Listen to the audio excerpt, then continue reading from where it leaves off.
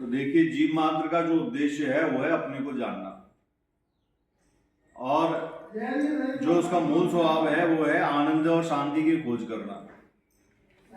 अब मजे की बात यह है कि वो आनंद और शांति की खोज करने के लिए तरह तरह के उपाय करता है। मंदिर जाएगा, भजन करेगा, ध्यान करेगा, गुरु बनाएगा, चेले बनाएगा, शादी करेगा, बच्चे करेगा, गीत गाएगा, सेवा करेगा, दान पुण्य करेगा, कर्तव्य करेगा, माता पिता की सेवा करेगा, सब कुछ करता है। वो जो संसार में उपलब्ध है वो सारे काम करता है।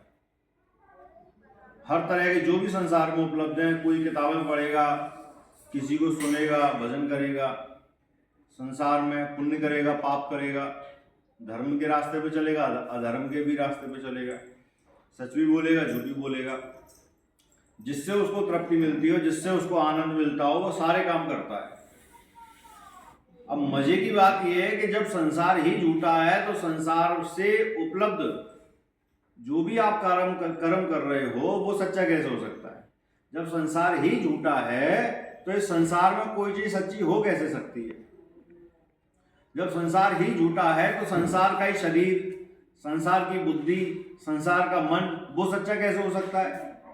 जब संसार ही झूठा है तो संसार के जितने भी मंदिर हैं, मस्जिद हैं, चर्च हैं, गुरुद्वारे हैं, किताबें हैं, शब्द हैं, बोलियां हैं, वाणी हैं, वो सब सच्ची कैसे हो सकती है जब संसार झूठा है? लेकिन संसार अगर कहें कि साहब अगर संसार को झूठा बोल देंगे तो फिर झूठ बोलने वाला ये वाणी, ये मुंह, ये भी झूठा हो जाएगा।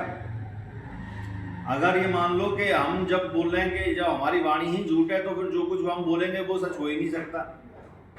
तो अगर हम ये बोल रहे हैं कि संसार झूठा है तो पहले तो हम ही झूठे हो गए, बोलने वाले, हमारी वाणी झूठी हो गई, तो फिर हम जो कुछ भी बोलेंगे वो सच्चा हो ही नहीं सकता। जब संसार ही झूठा है तो ये शरीर भी झूठा है, ये बुद्धि भी झूठी है, ये बोली भी झूठी है, सब चीज झूठी है। संसार में कुछ भी सच्चा नहीं है। और जब ये मानता है व्यक्ति कि जब मैं बोलने वाला जो ये वाणी है, जीवा है, जब संसार झूठा है तो जीव भी झूठी है,